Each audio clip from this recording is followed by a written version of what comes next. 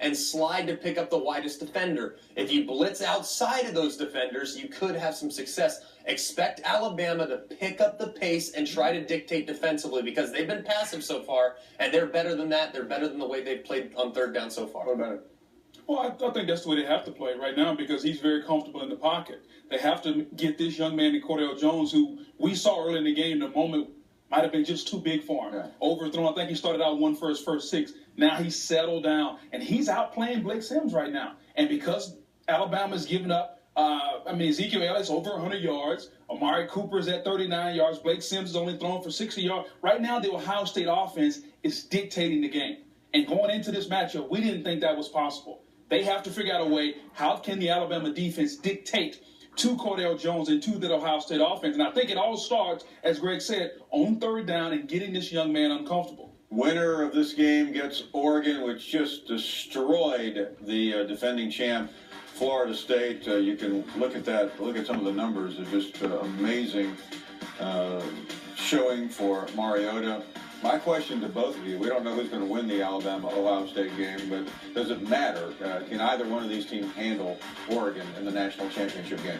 I think they can. Styles make fights. That's what we've always talked about. And the Florida State Seminoles definitely didn't have the right style to go against the Oregon Tigers. But you tell me that the defense that Alabama plays or the playmaking ability of Ohio State, I honestly think defense wins championships, and I think Alabama has the best defense in the country, the best run defense in the country, and I think that will bode well going against this Oregon attack. But both of these teams have got issues right now tonight. I understand January the 12th is coming, but tonight they have their hands full with each other tonight. But I think when that game comes, we all can understand it's football. Whoever executes the best, we can be prisoner of the moment. Oregon is the greatest thing we've ever seen. Let's not become prisoners of the moment. Let's understand they played a Florida State team, and they piled on at the end. That game will be decided on January the 12th. But tonight, let's let Ohio State and Alabama, because whichever team wins this game, I promise you, they will give Oregon competition. And although that Florida State team was sitting at 13-0, they were clearly flawed.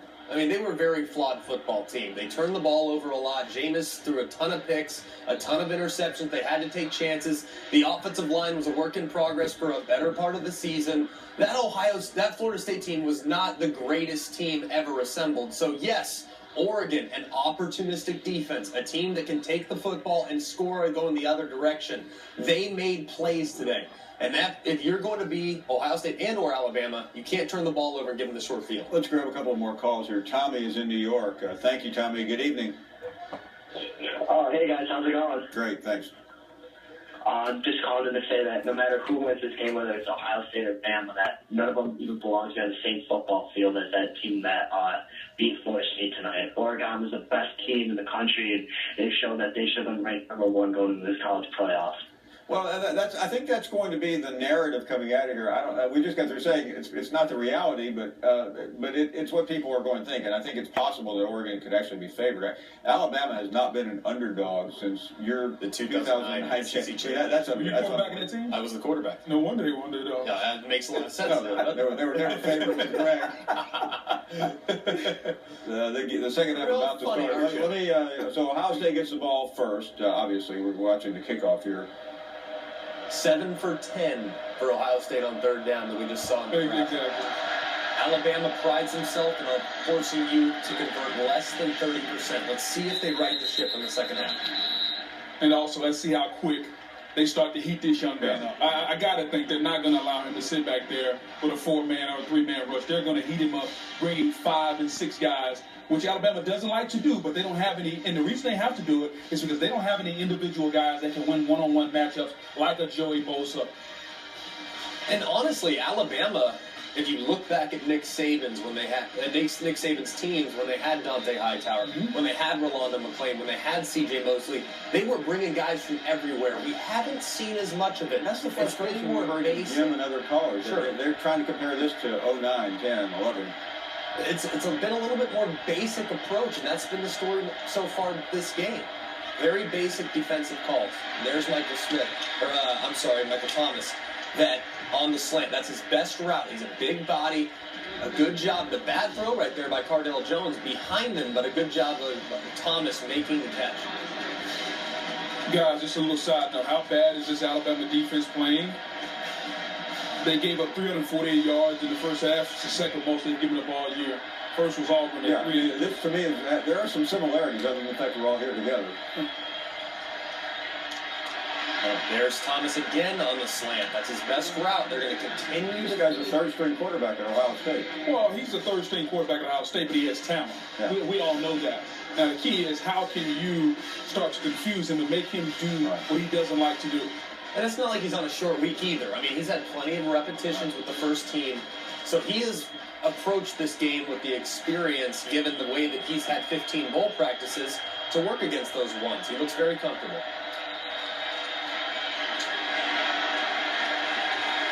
Landon Collins back on the field, by the way. His right arm looks to be pretty good. He's back on the field, just in case you guys didn't check that. That was my next question. Yeah, he's back on the field. So is the center for Ohio State, number 50. Left early in the game. Got his ankle wrapped up. It looks like he's good medicine. Good medicine. It's ticket to the national championship here. It looks like he's having some fun. There's pressure from down here. Look, they look back to the sideline and see what Kirby Smart does. He want to keep it on. Still going to be a blitz from down here. Number 47, Dixon's going to be coming. There it is.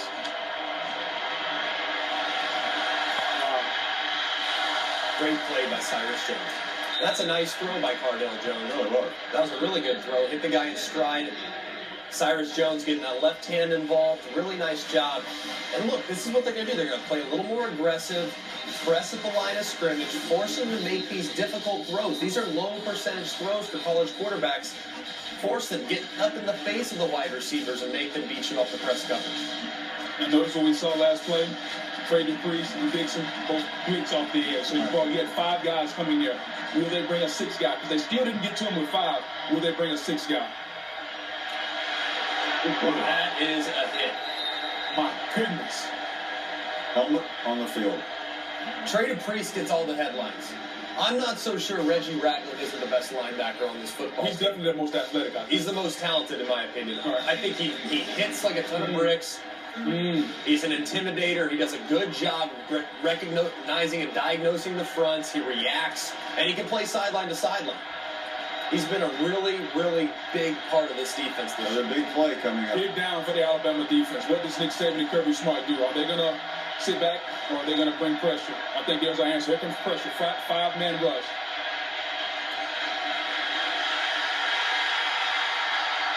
And the touchdown right there. Devin Smith. All he does is catch touchdowns and play. He's over 20 yards. Eddie Jackson falling down. They bring the 5-man pressure, man-to-man on the outside. You just have to keep your feet. I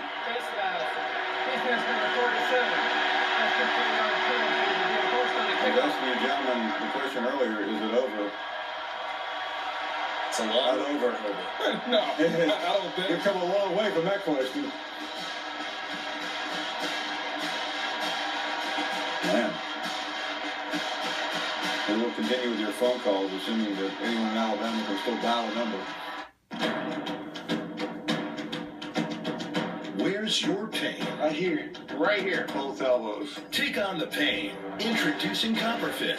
Advanced cutting-edge compression garments designed to help relieve muscle and joint soreness. Where has this been for the last few years? If I can put this to the rigorous test of an NFL athlete and it can work.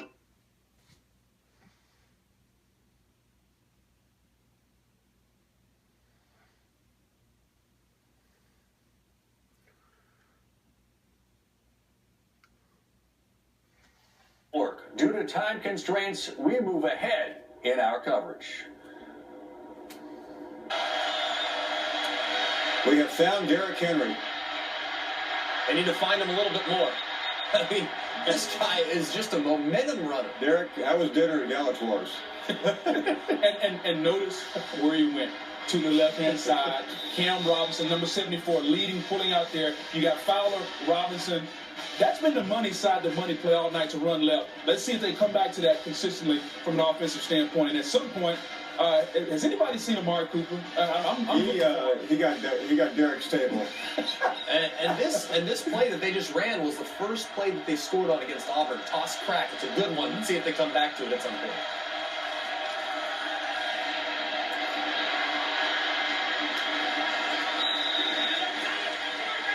Dawson Fowler, the senior, the do-it-all guy, Nudie from Mobile, Alabama. He's really been a good player, kind of an unsung hero type for Alabama. Does the dirty work, runs the fullback work, does some tailback stuff. He's really been a guy over the 5 years he's been in Tuscaloosa that has had an impact on the program, and a lot of the guys really respect him for that.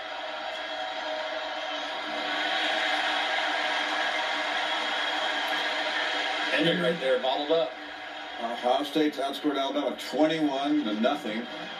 And I want to go back real quick to this last play. This will just take a second. I want you to look at this green grass for Blake Sims. Why doesn't he run the football?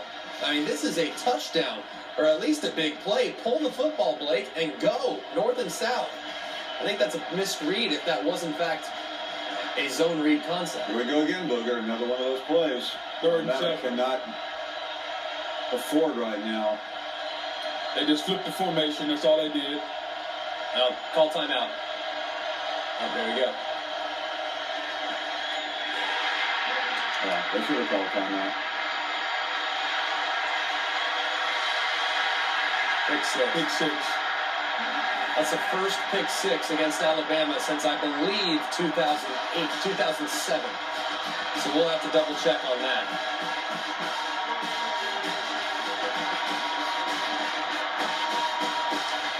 That's a bad mistake by Blake Sims. That's 28 unanswered. With the extra point here.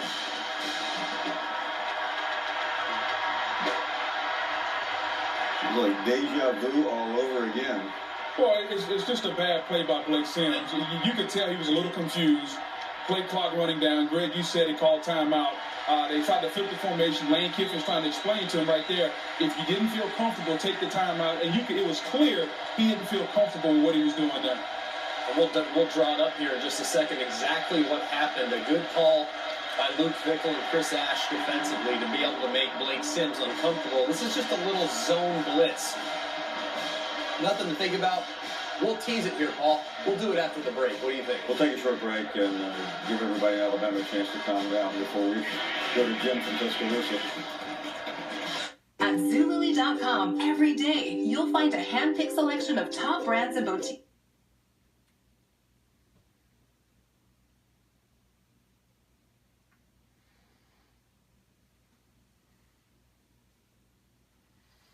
I'm Dory Noka, and you're watching the SEC Network. Due to time constraints, we move ahead in our coverage. Well, Mick Saban hopefully is telling his team, hey, Baylor blew a game against Michigan State, but everything has gone against Alabama right now. We were about to write this game off 2 hours ago. Where are you at the moment, Booger? Well, I'm just looking for the Alabama offense. And we talked about Blake Sims and Amari Cooper and his Alabama offense and Lane Kiffin all year. We've given them high praise. Well, right now, they need all those guys to show up. They need this offense to step up and produce a big play. You keep talking about it. They got Derrick Henry involved a second ago, but where's Amari Cooper? Can Blake Sims settle down the way he did against the Auburn Tigers after throwing 3 interceptions? And Uncle Mo and Grandpa Mo and Auntie Mo, they're all on the Ohio State side. And right now, I mean, the pressure, Blake Sims has survived pressure a couple of times this year. Did at Ole Miss. He has against Arkansas, LSU, and obviously against Auburn. But he has more pressure on him right now than he has ever felt because this game is in his hands and another mistake. But after adversity, he's responded well in the past. Now, we have to kind of, it's a testament to him being able to get over the hump against Auburn in particular. Second half start was just abysmal. It was not good. The game was at home, though. It is, and the back's against the ropes right now. Let's see how he responds. Let's see if they get back to playing good quality Alabama football by establishing the line of scrimmage, some nice, quick, easy completions to make them feel good again.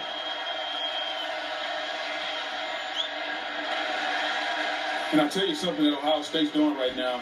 They realize that Amari Cooper needs to get involved. They're keeping 2 safety back, 2 safeties deep. They're making sure they didn't. Was Lane Kiffin the intended receiver there? And actually, you look at it, Amari Cooper actually gave up on this throw. This is a bad job by Amari Cooper. Blake Sims does a nice job. They're trying to work a 2-on-1 stretch right here, and he's supposed to be going right down the field for a possible